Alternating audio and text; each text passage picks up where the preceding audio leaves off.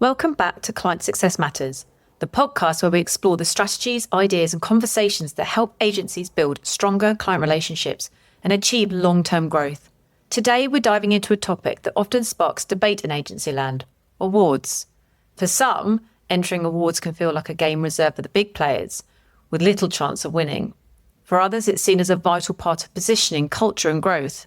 I'm joined by Stephanie Brown, founder of On Point Marketing, who knows this space inside out. Together, we'll unpack the big questions. How do you know if awards align with your agency's goals? What are the real pros and cons, from recruitment and retention through to client impact? How do you pick the right categories and avoid the most common mistakes? And perhaps most importantly, how do you get the most value out of a win or even a shortlist beyond just the announcement? We'll wrap up with Stephanie's top 3 tips for any agency thinking about entering awards for the first time. This is a conversation full of practical advice and a few myth-busting moments. So whether you've been wondering if awards are worth the effort or you're looking for ways to make them work harder for your agency, this episode's for you.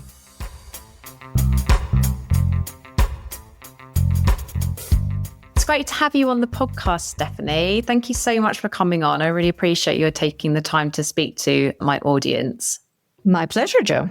Fab. So let's start off. One of the things that I seem to find with a lot of agencies that I speak to is that they aren't sure whether it's actually worthwhile for them going for awards. They kind of think of it as a big agency play, that they're sort of really kind of unlikely to win.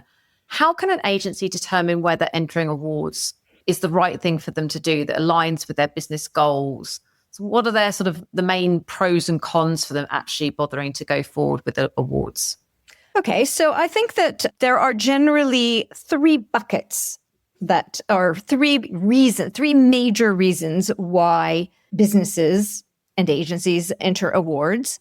The first is to build their reputation for new business and client development. And there are a particular types of awards that would be suitable for that. Those would be probably more the case study led type awards. The awards or the categories that would recognize the work that you've done for your clients. The second bucket would be for employee recruitment and retention, or objectives related to employee recruitment and retention. And that would be more, I guess, the agency of the year type categories or the people type categories. However, people type categories have required very careful consideration, which we can talk about later if you want to. And well, actually, I'll talk about them now because I think it's very important. The people type categories, of course, you want to recognize your people, but there's a very real risk that if you look to entering your own people, you'll end up creating a culture, an A team versus B team culture or mentality in your business, which I'm not sure that I know any business owner that wants to cultivate that. Obviously, if there's 2 people in the same roles and you only put up one person for people type accolades, then the other person is going to think, well, what about me? Why aren't I good enough to be put forward? The other thing is that the people type, all awards have very long lead times. So if you put a person up, and what if they leave in the interim? So you've put a lot of time and effort and potentially money into entering that person, and it's great for them if they win it because, that helps with their reputation, but it doesn't help your agency anymore. The other thing that's super, super important, or the other thing is that you're opening yourself up to potentially headhunters swooping in and trying to poach your best people that you're putting forward for these awards if they do win, or if they're shortlisted. And the other thing that's super important these days, I guess, is with people in general, you need to be aware of the general DEI zeitgeist. And at the risk of sounding unpolitically correct, these days I tell a lot of people, if you want to put forward a middle-aged white man for an award, for some kind of award, it is unlikely that you will win. That's just the reality of today's world. So that's employee recruitment and retention. And then the third bucket is less frequent, but equally important to many businesses. If you're thinking about selling your business or attracting investment, then you might want to prove that you have a very well-run and effective business by winning awards or being put onto league tables. And so those are more about business awards. So I guess they're less about marketing awards. They could be, but they're probably more about business awards where you are competing against other businesses rather than other agencies, if that makes sense. And it could also be people awards for your founders or your senior management team with all of the provisos that I mentioned earlier. Okay, that's really interesting. So essentially there's three buckets of award types that agencies can be thinking about when they move into their sort of award strategy thinking. Going back to the one that you mentioned there about employee recruitment and retention, that's a really interesting one that you've touched on there, because you seem to see it as a more negative bucket. Is there a way of being able to approach that in a way that's supportive of your employees, but is also enhancing of the agency as well?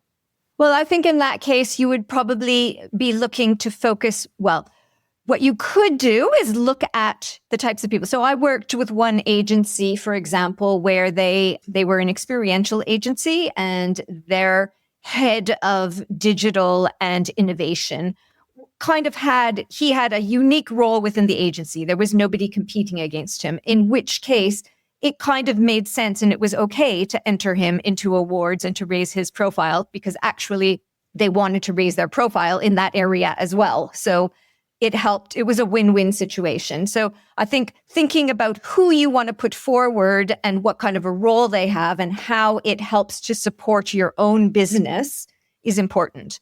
Then the other thing that you could do instead of looking at people type awards is that you could look at the agency of the year type awards. That's more about a well-rounded kind of review of your business over the last year to 18 months. And that's like from how you run it to your culture, to financial figures, to case studies, to innovative ways of dealing with business development and new business, all those sorts of things. Sure. And so what should agencies be considering before they decide to enter these awards? And how can they choose the right one? If there's the sort of three buckets of types of awards they can go for, how do they choose which of those three they should go for? And then also sort of more in detail, what awards? Because I think that's the hardest one that people struggle with is, if I'm going to go for, I've done a fantastic campaign, I've got some brilliant results, which awards do I put into? Okay. That seems to be the biggest issue for a lot of people. Absolutely. It's very difficult because there's so many out there, and there's a lot that don't have very good reputations, shall we say. So typically I would say don't try to tackle all of those at the same time, particularly if you're just starting on your awards journey. So typically I would say to people, what is the biggest business imperative? More often than not, it's client development and new business.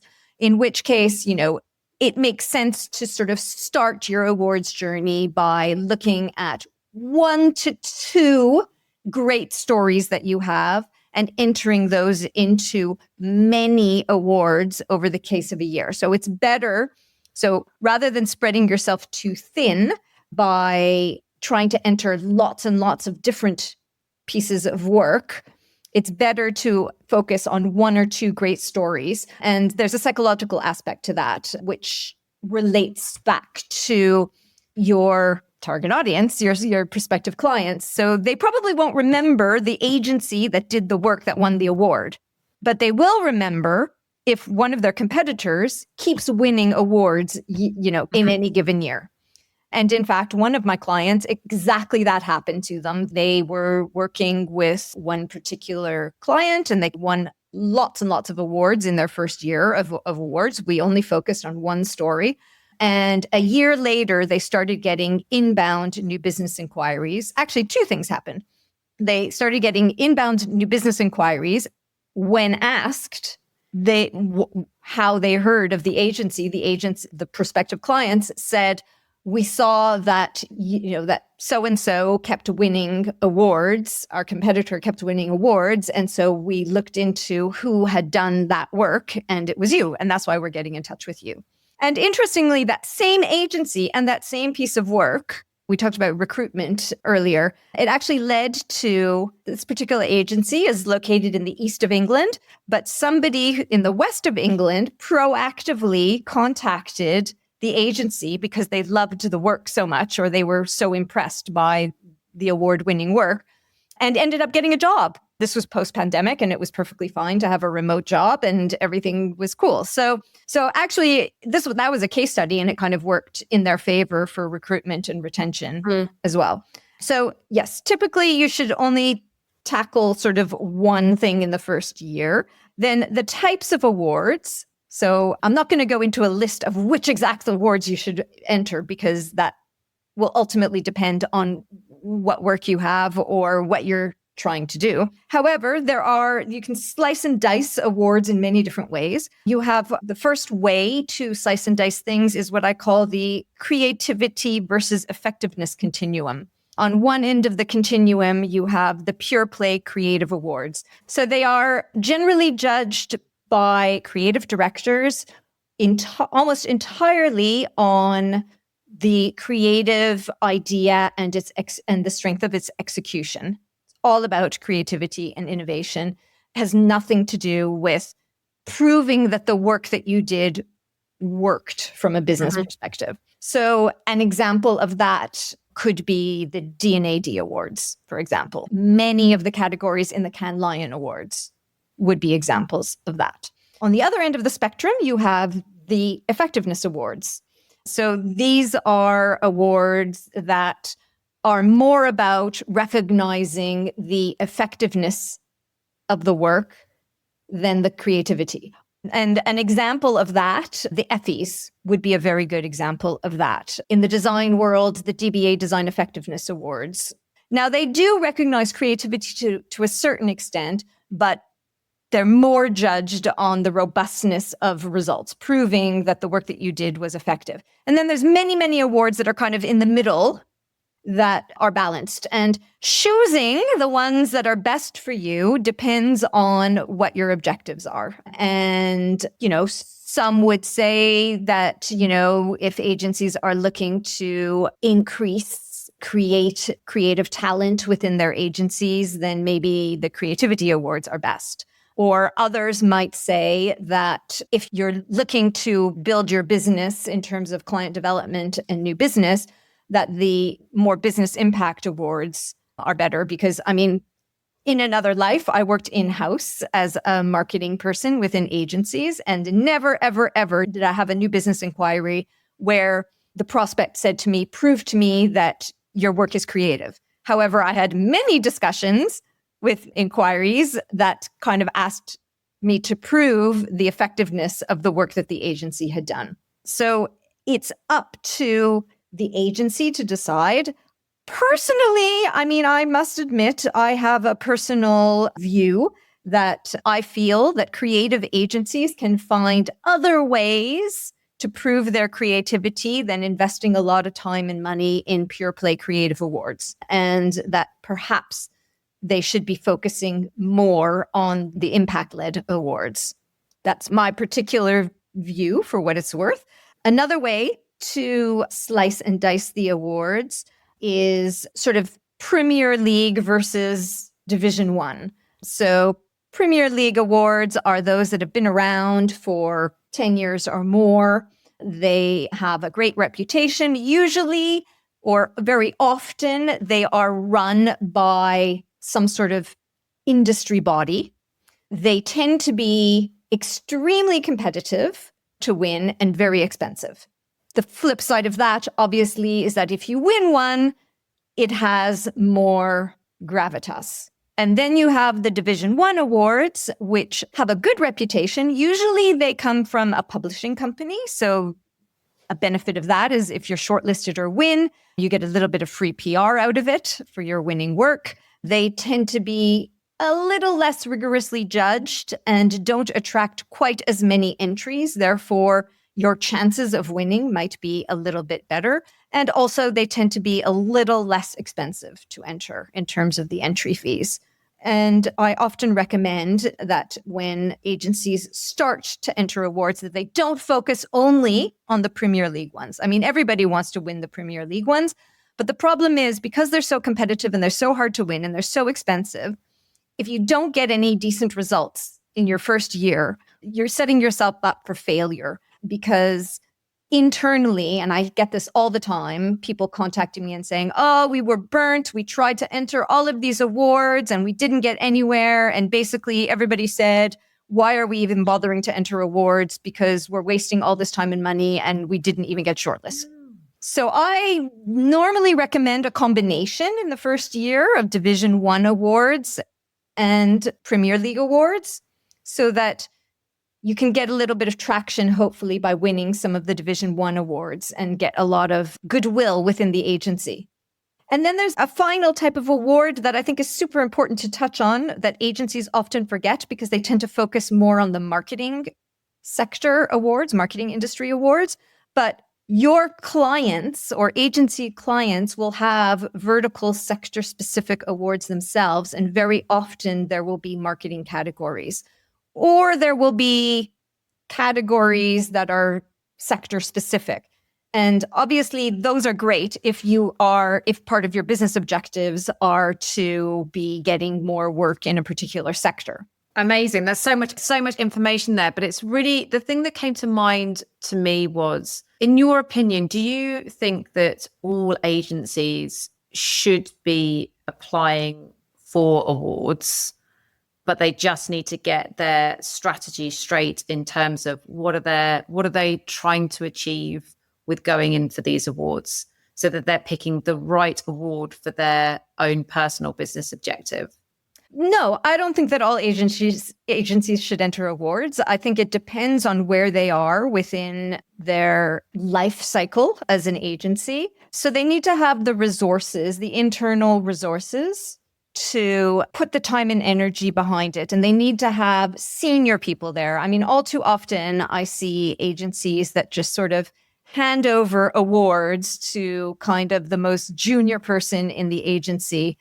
And that's when you end up getting a very tactically led approach to awards where, somebody in the agency gets an email saying 2 weeks till the deadline. And it's like, oh shit, 2 weeks to the deadline. We have to enter this. Junior designer, enter this now. And they're like, well, what, why, who, what, when, where? And it's what I call the oh shit moment, which I tell people, avoid that at all costs. I was going to ask you actually, what are the most common mistakes that agencies make when entering awards? And I can imagine this is probably one of them. What are the other things that agencies do that sort of don't set themselves up for success with the awards? I mean, the number one reason would be, not giving enough time or senior resource to the awards. That's the number one that I would say. I would say as well, I mean, and I guess these are also maybe tips as well. One of the other things is that not looking at how you can leverage the content that you create for awards entries for other ways to market your agency. So it's not a one-hit wonder. Entering an award is a means to an end. It is not the end itself. And even winning the award is a means to an end. It is not the end itself. So what else can you do with that content? Once you have it, I mean, very often, we all know how much agencies hate putting together case studies and credentials. So awards entries are a fantastic kind of way to create a very robust case study. So once you have the award entry, you can create a case study, you can add it to your credentials, you can leverage within your social media marketing. If you have an HR team, they can leverage, and you're doing, they can leverage, your HR team can leverage it with recruitment consultants to show great stories. Or even if you do agency of the year type entries, you can leverage it with existing client presentations. If you have another client that's facing a similar issue to the entry that you've done, There's so many ways to slice and dice the information that you have. And all too often, I think agencies just kind of enter the awards and then they just don't do anything with all this wonderful content that they have. I can imagine that is probably something which, for most agencies, awards in themselves are a painful process to go through, as you say. And they probably just see it done, enter it. If we win, great, let's shout about it from the rooftops that we've won. If we don't win, then we just stop thinking about it and just put that to one side as oh, well, that didn't work. But actually, as you say, there's so much rich information that they've collated and they've put together that can be put into all of these different materials and still, shared with social and shared with clients, etc.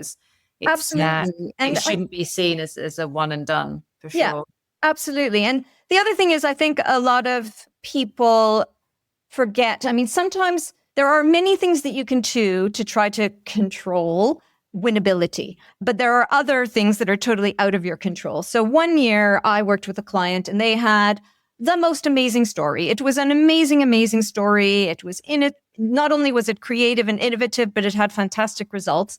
But in that particular year, there was another piece of work that was even better.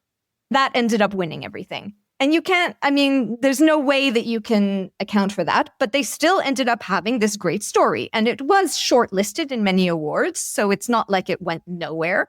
And, I actively encourage them to try to leverage it somehow within their mark-ons. Well, it's interesting because we've been talking about winning a lot, but is winning everything? Because obviously sometimes you can be shortlisted but not win. Is that as important? Does that have as much impact behind it as well? Or are agencies only thinking about we have to win? I think agencies are thinking that they have to win and they are hugely disappointed when they don't. But I think that they need to put that to one side and recognize that sometimes being shortlisted is powerful in and of itself. The way I look at it is I kind of compare it to press relations. Okay, maybe this is kind of aging me because press relations doesn't happen so much anymore. But back in the day, agencies sought to be published and have their name in print and in trade and top tier publications. But the coverage was only as good as the people who saw it. And you have to assume that 90% of the people that you want to see it don't. So it's what you do with the coverage afterwards that's as important. So for me, it's the same thing with awards. Awards are great, but you have to assume that 90% of your target audience won't see that you won the award. So it's what you do with that award win or the shortlisting, in fact, that's just as important. And I think a lot of people also struggle with that idea of awards and the ceremony part as well. So it's not just like entering the award and expense. Do you see that there's value of them going along to the ceremonies as well? Or is that just more for the people putting on awards? It's a very good question. I mean, certainly I would not recommend. A big red flag for me in terms of awards that I would not enter are the ones that force you to go if you are shortlisted. Okay. So for me, that's just a money grab, and it's just a money grab. So I would not recommend entering those types of awards. But there are many awards out there that you do not have to go if you're shortlisted. And many of my clients are actually based all around the UK, and it would be very expensive and very difficult for them to go to London-based events. And so they don't, but they still are very happy to win the awards. So I think if you're doing client case study type awards, you could look at it as a client development thing. Many agencies have client development budgets where they take their clients out for lunch or whatever, or some sort of activity or whatever. So that could be part of your client development budget, making the client feel good as well. It's also nice, I think, very often. It depends. I mean, I guess it depends on the type of agency you are and whatever. But, it's nice to get into a room with your peers and to be able to network and see people that you may have not seen in a long time. And the other thing is you don't have to buy like a table of 10. You can buy a couple of seats. Some agencies look at it as an opportunity to reward and recognize their people. So it's like, off you go, enjoy a jolly night out on us. Definitely. I mean, I remember being taken to one of the big ones and it very much felt like that. It felt like a reward for the hard work that you've done. So yeah, I can totally see that. So Stephanie, I want to talk a little bit more about actually the submissions of awards. So we've talked about the importance and why agencies should consider it and which different types of awards that they should consider. But thinking more along the lines of when you're actually putting these awards together in the first place, what are some of the common mistakes that agencies do, or, whether that's what they add in or how they say, like what are the common things and the pitfalls that agencies do when they're actually submitting their awards? Okay, so if I may, I will divide this into I'll give you an example for creative awards and effectiveness awards because the requirements are different.